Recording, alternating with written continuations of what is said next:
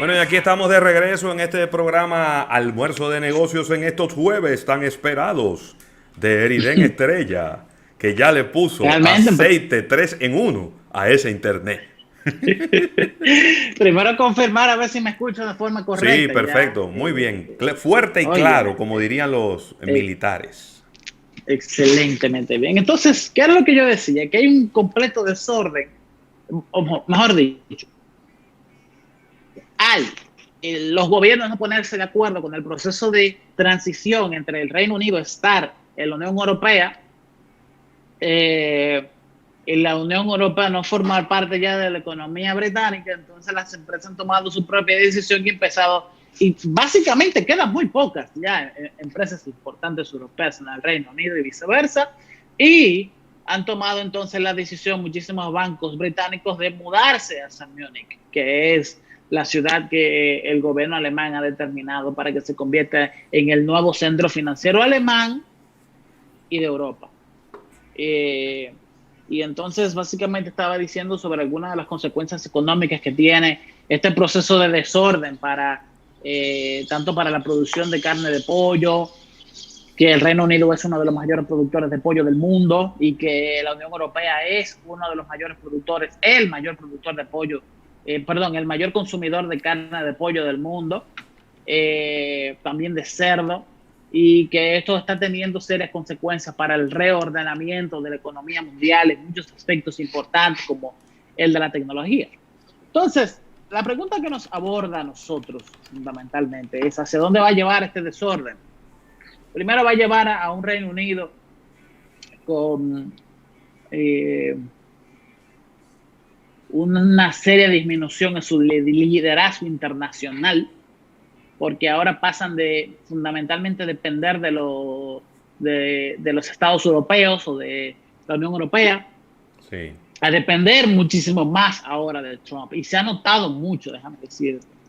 Ellos han estado buscando la vuelta a la administración Trump de diferentes puntos de vista y no han cedido porque lo que siempre he querido entonces al iniciarse el proceso con el Brexit, el Reino Unido ha tratado de buscar un tratado de libre comercio con Estados Unidos. Ya. Y esas negociaciones no van bien. Ay, ay, ay, ay, ay, ay, ay, ay, ay, ay, ay, ay, Esas ay. negociaciones no van bien. Estados Unidos sabe el rincón en el que está acorralado el Reino Unido y están exigiendo una serie de términos de intercambio que son absolutamente irrisorios. Fíjate en cómo, por ejemplo, antes del Brexit, Huawei tenía el carril de adentro para entrar con su tecnología 5G al Reino Unido. Y luego de que Donald Trump dijo que no y que le recomendó al Reino Unido no permitir que entrara Huawei con sus antenas 5G, el Reino Unido la acató de inmediato. Sí. Eso no fue solamente una cuestión de seguridad, fue también una cuestión de estamos siguiendo esta parte que Sí. a nosotros nos parece más barata y mucho más oportuna a fin de que cedemos esto, pero queremos que se firme un tratado de libre comercio. Claro. Okay. Y también veo Con eso yo una te muestro disminución que de yo estoy en la liderazgo, actitud correcta. que Eh, estamos en la misma línea, que es lo que le gusta a sí, Donald Trump, entonces. claro.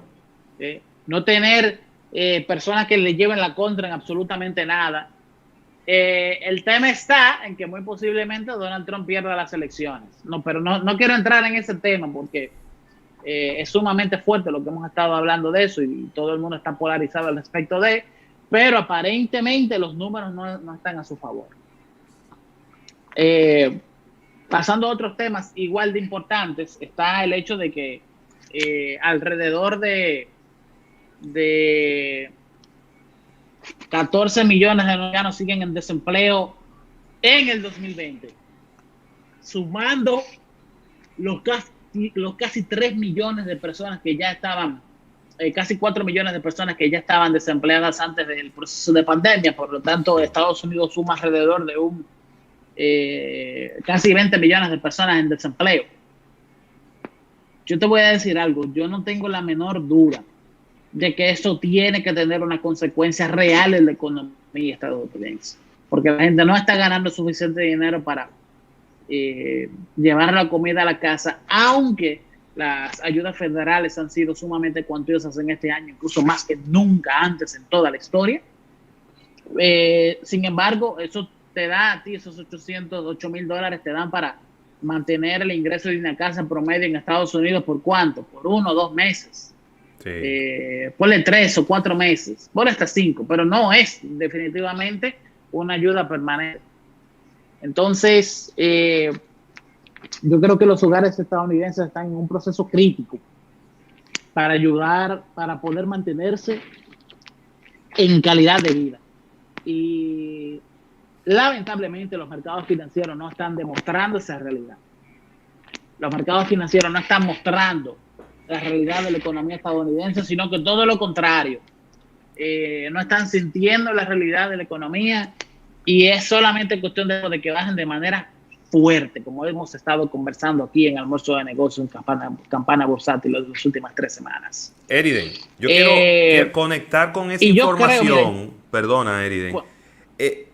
Porque los números del desempleo en los Estados Unidos son unos números que se actualizan a razón de una vez por mes y todos los meses tenemos la actualización. Sin embargo, y lamentablemente los números del desempleo en la República Dominicana, yo no sé si es que nosotros no estamos en la lista. Cada 3 meses, en lo mejor de los casos. En lo mejor de los casos. Entonces, ¿por dónde anda el desempleo en la República Dominicana? Esto no es estadístico, pero es la manera que uno tiene de poder medirlo. Yo soy docente universitario, como he comentado aquí muchísimas veces, y doy clases en la Universidad APEC. Los grupos a los que yo le doy clases en la Universidad APEC son estudiantes ya de término, cuatrimestre 10, 11 o el 12. Es decir, que en la mayoría de los casos son estudiantes que ya están casi llegando a la culminación de su carrera y ya antes el 90%... Profesionales, ya. 95% de ellos tenían trabajo. 95%, ¿eh? 90%. Es decir, que de 32, 35 estudiantes, eran 30 con trabajo, 5 sin trabajo. Esa era la proporción. Comencé una clase nueva, el cuatrimestre septiembre-diciembre acaba de comenzar. La proporción fue 50-50. Muy preocupado, que estoy. Eso es grande, espérate. Pero muy preocupado que estoy. Es grande esa diferencia. Es decir, es casi 3 veces. Pasando la lista. Más desempleado que el periodo anterior. Pero claro, pasando la lista, dígame dónde usted trabaja. No, profesor, no estoy trabajando. Yo perdí mi trabajo en marzo. Y viene otro. ¿Y dónde trabaja? No, yo no trabajo.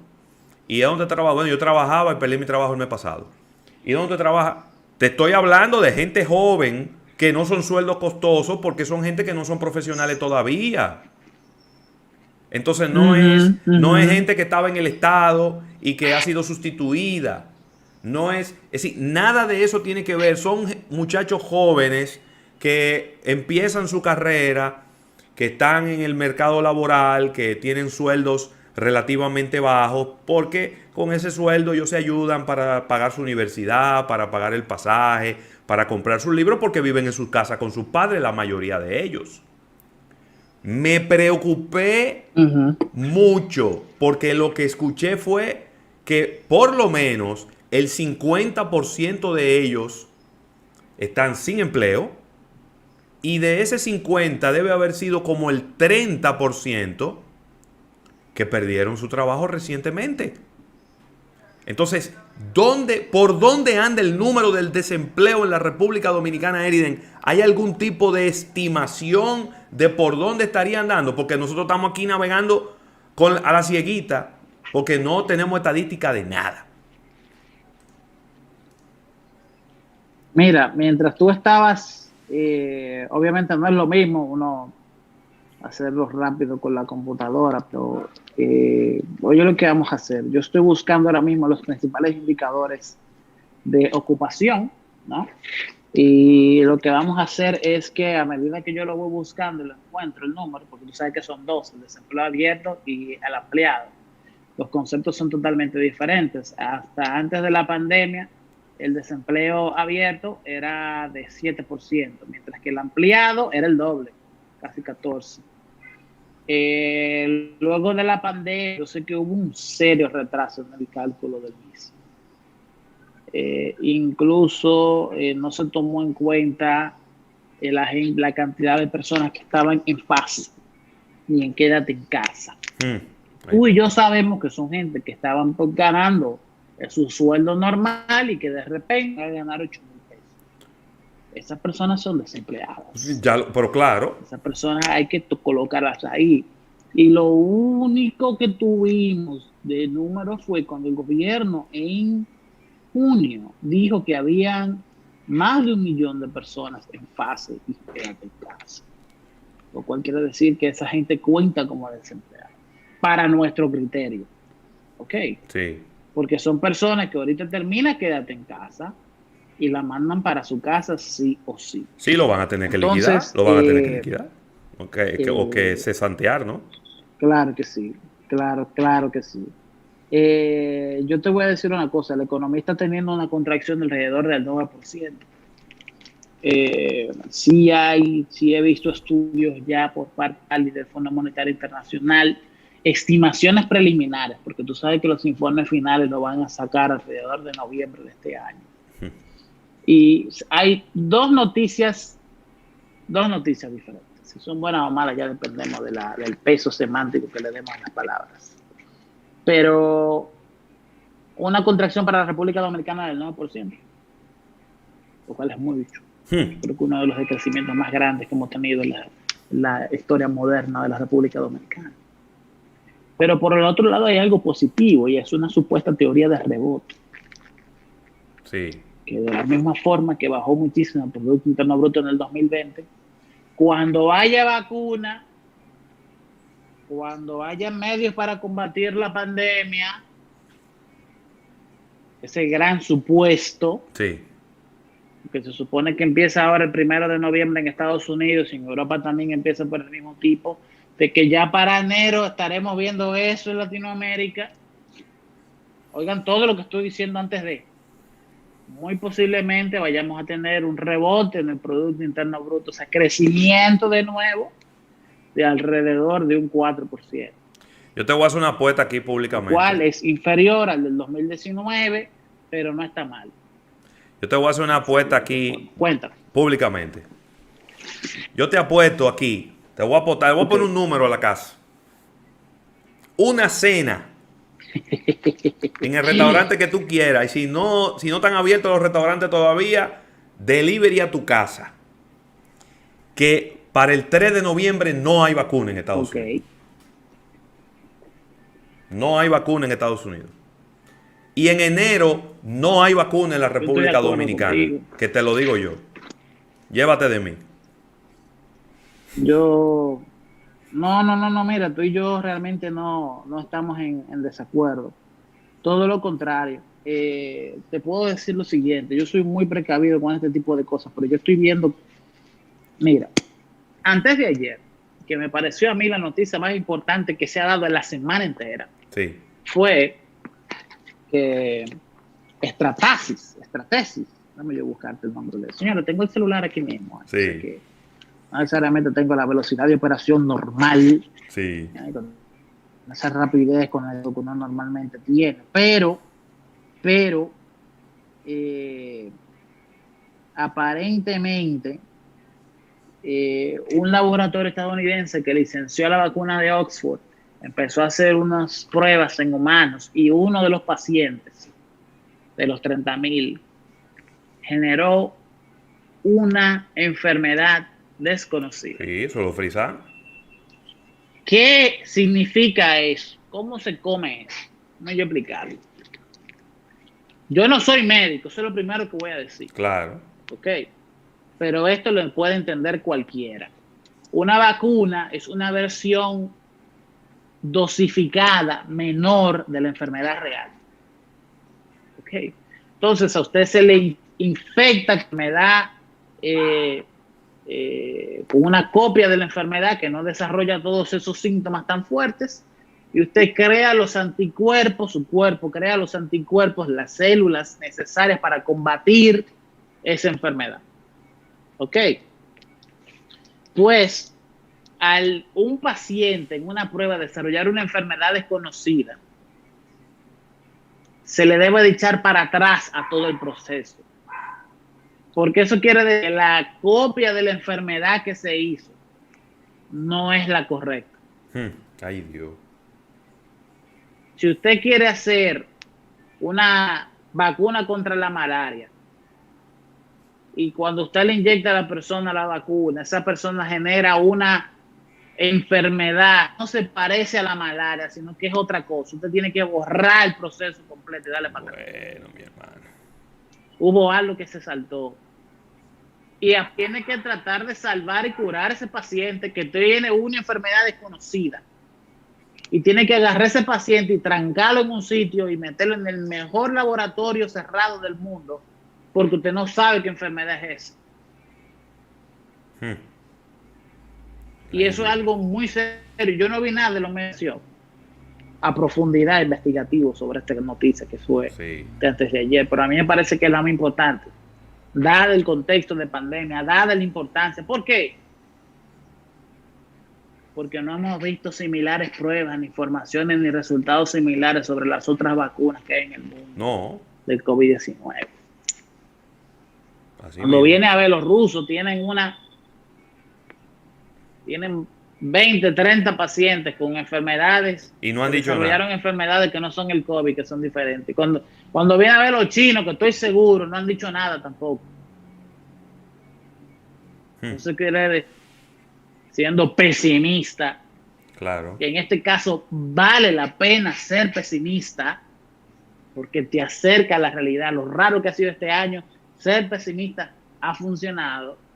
Es el hecho de que no vamos a tener una vacuna disponible, segura, en un plazo más corto de lo normal.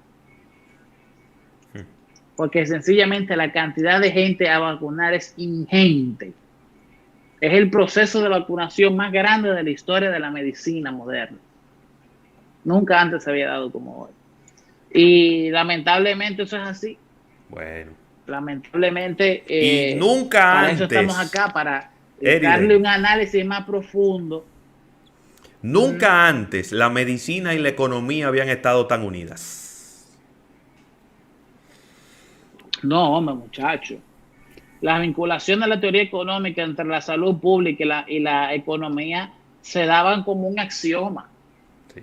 Por supuesto que tú tener una sociedad sana es mejor que tener una sociedad enferma, porque te sale más barato como gobierno tener un mejor sistema de salud, las empresas producen más, se gasta menos en medicina, al final te incrementa la eficiencia económica. Por supuesto que sí, pero nadie nunca se había sentado a tirar los cálculos de eso. Nadie, absolutamente nadie se había sentado a tirar esos cálculos. Y yo creo que es necesario entrar en algunos de los temas que tenemos para el día de hoy. Un poco lento, pero vámonos con Netflix. Dale. Yo creo que Netflix, ok, ¿qué es lo que vamos a hacer? Rápido. Netflix es una de las empresas más grandes del mundo. Tiene 230 mil millones de dólares en capitalización. ¿Por qué no crece más y qué tienen que hacer para crecer más? Irónicamente hablando, Netflix es una empresa que no controla sus medios de distribución. ¿De qué yo estoy hablando? Que Netflix tiene 500 películas para los Estados Unidos y tiene 3 para Latinoamérica y tiene 300 para Europa y tiene 80 para Asia. El problema de Netflix es que ellos están en el medio porque tienen el público, tienen a los productores de tela y las casas de producción de películas. Sí. Y del otro lado tienen al público. Pero entonces el negocio de ellos es que ellos le compran el derecho temporal de transmitir la película a los estudios de producción por un tiempo. Y los estudios de producción le dicen, sí, pero yo te lo vendo para América, sí, pero te lo vendo para Europa, sí, pero te lo vendo para África, sí, pero te lo vendo para Asia. Y por cada uno de esos continentes hay un fee diferente. Es un disparate. porque la gente paga al final. La experiencia óptima de Netflix solamente se consigue cuando usted compra un VPN y paga y se mete en Estados Unidos. Sí. Y eso es un costo extra. Entonces, ¿qué tiene que hacer Netflix? Eso es un problema clásico de una empresa que no controla su medio de distribución. ¿Qué tiene que hacer Netflix? Crear su propio medio de distribución. Netflix tiene que dejarse de lado, tiene que dejar a Android de lado para llegar a la gente, tiene que soltar iOS para llegar a la gente y tiene que comprar una empresa como Roku. Ay. Sí, Roku. Netflix tiene que comprar Roku. Roku es un aparatico Sí. USB, un ejemplo, se Sí. le conecta a la televisión y ese Roku vuelve, esto es un cargador de celular, No, da es una claro. hipótesis que estoy haciendo. Y ese aparatico, ese USB, HDMI stick, vuelve inteligente cualquier televisor. Claro. Y eso tiene un sistema operativo adentro. Y eso corre aplicaciones. Es como un Usted dirá, ¿y Chromecast, por qué yo necesito correr con aplicaciones si yo hormonas. tengo? Como un Chromecast con hormonas. No, es con heteroide. Con Porque heteroides. eso se mueve a 60 cuadros por segundo. Tiene memoria RAM, tiene memoria ROM, tiene procesador para correr esas aplicaciones. Y la gente agarra el Roku y lo craquea y coge señales de todos los países del mundo. Pero eso no es el tema. El tema es comprar Roku, el USB stick, Sí. y hacer, óigame bien, que los estudios para llegar a la gente deban de hablar con Netflix. Porque cuando usted está dando $100 y $80 por un Roku, de los 100 y $80 que vale el aparato, usted puede dedicar $20 para comprarle los royalties a los estudios de forma permanente por cada película importante. Sí. Y de esa manera ya tú tienes el flujo de caja extra, más allá de los $12 de la suscripción de Netflix, para tú agarrar un estudio y decir, te la compro de forma permanente. Y no es por país, sino por la gente que tenga los Roku. Que los derechos de mostrar una película, no sé en dónde está el usuario, sino quién ha comprado el aparato. Y así tú homogenizas la experiencia de Netflix. Pudiera ser, ¿eh? En lugar de estar haciendo películas nuevas que tú tienes todo el derecho sobre ellas. Y les voy a decir una vaina, fácil. Netflix sabe mejor que tú, José Luis, que yo lo que hay que hacer. Claro. Lo que yo no entiendo es por qué no lo hacen. Bueno. Mira, Eriden. Porque ellos son los primeros que no tienen un canal de distribución. Tenemos que despedir en radio, Eriden, y de esta manera dejamos inaugurada la ñapa con Eriden Estrella. Así que agradecer a la Asociación La Nacional, tu centro financiero familiar, donde todo es más fácil y también... Señores, vengan. Adelante. Ven en YouTube porque vamos a hablar de Airbnb. Buenísimo. Agradecer también a CCN y sus supermercados nacional. Mañana nos vemos en otro almuerzo de negocios. Será viernes. Estaremos hablando de marketing deportivo. Así que ahora vengan para acá, para esta ñapa con Eriden Estrella, para que sigamos hablando de estos temas tan interesantes. Bye, bye. Somos una emisora inspirada en ti.